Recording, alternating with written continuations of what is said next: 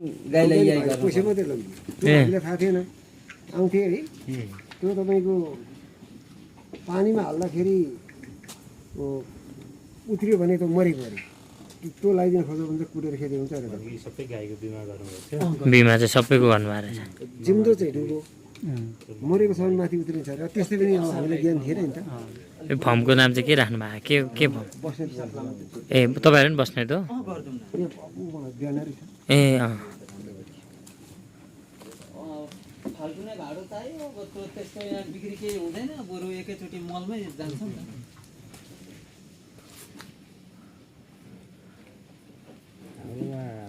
भनेपछि यदि गाईलाई पराल पनि ल्याउनुहुन्छ नि त पराल त अनिवार्य चाहियो नि त कहिलेकाहीँ अब यही घाँस र पराल यो जस्तै यो घाँसको चाहिँ ऊ डाँठ पनि कुटी काटेर खुवाउनुहुन्छ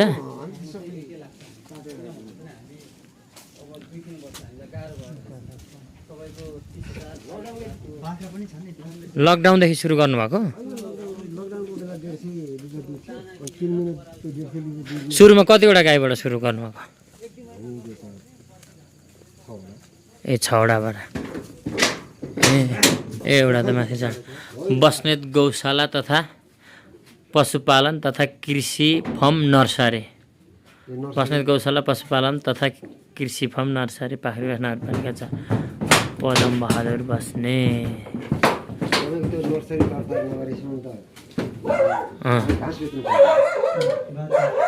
ए त बाछाहरू रहेछन् ए यी चाहिँ भर्खरका नभए ए पल्लो चाहिँ दुध दिने यो ए 5-6 हुन्छ यो पनि लगभग भदौ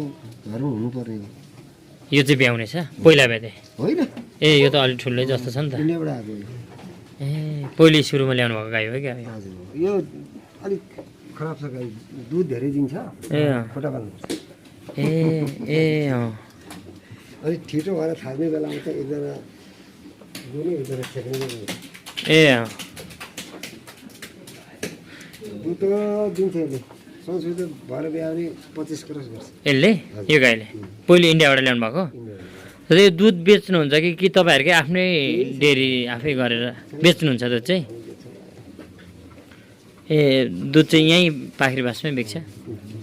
पराल नमिक्स गरिकन दिनुहुन्छ होइन अब यस्तो छिटो ल यो चाहिँ ब्याउने यो ब्याउने रहेछ यिनीहरू यो चाहिँ अहिलेका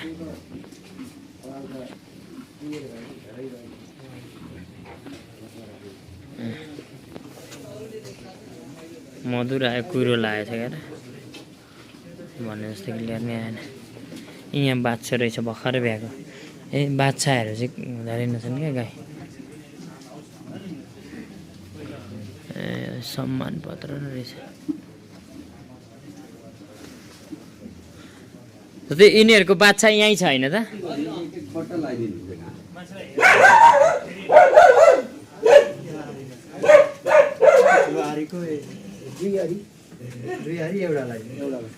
घाँस कति टाइम दिनुहुन्छ अरे बिहान र बेलुका यो ठुलो आरीको 2 आरी बिहान र बेलुका दिँदा पुग्छ त यिनीहरूलाई हेर्नु भोलि त्यस्तो भयो छोड्दैन अनि खोलिदिनुहुन्छ होला नि त पानी ए खोलिदिनु हुँदैन दुने गाईलाई पनि खोलिदिनु हुँदैन ए बिहाको बेला चाहिँ भने त यत्रो गाईलाई खोले पकाउनु भने त कति चाहिन्छ ए त्यो चाहिँ घाँस खाइसक्नु आँटो होइन अब बेलुकामै दिनु अब यसले पानी खान्छ अब यो बस्छ पानी खाइसकेपछि अनि बेलुका 6 बजेदेखि पछाडि 4:30 बजे हुँदा त यो बिहानदेखि यो अहिले हामीले 10:30 11 बजे बिहानै हामी अलिअलि यहाँ यही टपिसमा अलिअलि दाना भिजाउँछौँ अनि अलिअलि त्यो हालिदिन्छौँ ए यो घाँस त यसको त त्यो डाँठैसँग ठिक्क गरेर कटिङ गरेर ए मनक खोले परेन हातिहाल्छ नि त दाना चाहिँ अब घटी बढी हुन्छ घाँस त बराबर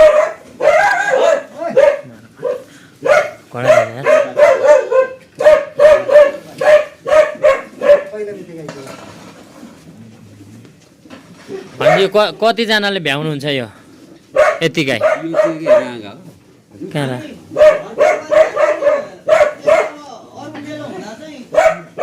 अरू चाहियो मान्छे हुन्छन् नभए घरको कतिजना हुन्छ 4-5 जनाले भ्याइन्छ यो यति गाई यति गाईलाई एउटा मान्छेले घाँस काट्नु हो भने पुर्याउँछ बोक्न चाहिँ अरू चाहिन्छ एकजनाले नि लाग्नु जसो हो घाँस काट्न चाहिँ भयो तर यसलाई हाल्न यो गोबर सोर्न दुन भ्याइन्छ त एकजनाले दुने बेलामा चाहिँ अलिक गाह्रो हुन्छ दुने बेला नभएदेखि अरू मेसिन छैन हातैले दुन्नुहुन्छ लाग्छ नि एउटा गाईलाई नि आधी घन्टा जस्तो दुनलाई कहाँ लाग्छ त्यही 1.5 घन्टा यी सबै एकजनाले सबै दुन 1.5 घन्टामा दुन सकिन्छ बाछा छोड्नु पर्छ कुनै कुनै चाहिँ बानी भएको हुन्छ न परो कुनैलाई चाहिँ बाच्छा नछोड्दा नि भयो क्या सबै दुध गोरु छन् भने चाहिँ उही 10-15 दिन छोड्ने हो त्यति नै हो बाछी छन् भने चाहिँ लगभग 3 महिना चाहिँ खान्छ त्यो बाछीलाई राम्रो होस् भनेर होइन त नभए छोड्नु आवश्यक छैन नि त होइन पर्दैन जस्तो गाईले अनि बाछी छेउमा भएन अनि बाछीलाई दिएन भने दुध लुकाउँछ यिनीहरूले लुकाउँदैन आज लुकाउँछ भोलि लुकाउँछ पर्सिदेखि कहाँ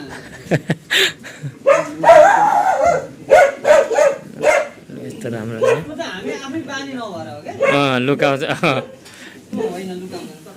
त्यहाँ भएको त अब उनीहरूले बाहिर पठाउनै पर्यो होइन भन्नु त बिहान दिएर भने नि बेलुका आइहाल्छ नि त्यही त हिउँदो बर्खा चाहिँ कम उत्पादन हुने भन्ने हुन्छ कि कस्तो हुन्छ हिउँदमा चाहिँ यो खासै हुँदैन हजुर बर्खा नै हो अब यसलाई हिउँदको लागि राख्न चाहिँ हजुर अब भदौमा काटो अनि साइलेस बनाएर होइन त्यतिकै बारीमा एकपल्ट काटेर छोडिदिएपछि अर्कोचोटि एकलटलाई भएन त बारीमा छोडिदिएपछि त्यो बसिरहन्छ ए हिउँदको लागि त्यो अनि हामी चाहिँ जस्तै बारीमा काटेर छोडिदिनु होइन अब घाँस काटो ल्यायो भयो अनि तर त्यो उम्रिएको चाहिँ त्यो हुर्किन दियो क्या ए अब त्यही हुँदामा भयो मैले बुझेँ अनि हामी 4-5 क्विन्टल जै घाँस पनि सक्छौँ त्यो चाहिँ अर्को छर्ने घाँस मैले जय घाँस भनेको अर्को जय घाँस बाख्रा नि रहेछ नि त यहाँ त बाख्रा चाहिँ कतिवटा पाल्नु भएको नि के छन् ए बाख्रा नि रहेछ नि यो खोले चाहिँ के का गाईलाई कुन बाख्रालाई खोले त्यही घाँसकै छ खोले पनि घाँसकै छ घाँसकै छ खोले अरू चाहिँ होइन कि मलाई घाँसै उत्पात लाग्यो यहाँ बाख्राको खोल रहेछ यहाँ मुनि त हो घाँस त कस्तो राम्रो छ नि कुहिरो लगाएर सबै उ भएर रेड नेपियर हो यो चाहिँ रेड नेपियर रहेछ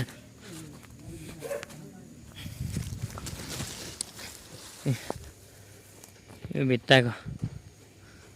यहाँ रोपेको रहेछ रेड नेपियर अरू कति बाक्लो हो घाँस रोपे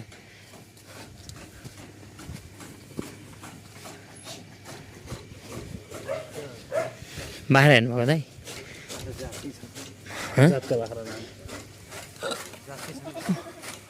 उन्नत जातका बाख्रा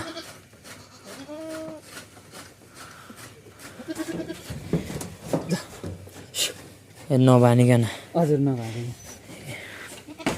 यही घाँस त खान्छन् नि तिनीहरूले गाईले जे खायो त्यही खाने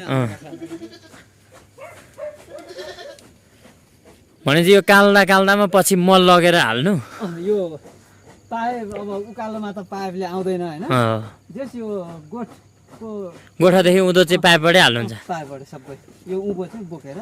यो पारिपट्टि पनि बोकेर यस्तो घाँस चाहिँ परिपरिको खाली नै छैन नि काल्दै पनि अनि हाम्रोतिर त बारी कराकुरो खाली छ नि त रित्ते क्या बारी गरा रित्ते छ नि अब काल्दा यहाँ तपाईँहरूले काल्दा भरि पार्नु भएर चाहिँ यो साह्रै रहर लाग्दो रहेछ यो घाँस चाहिँ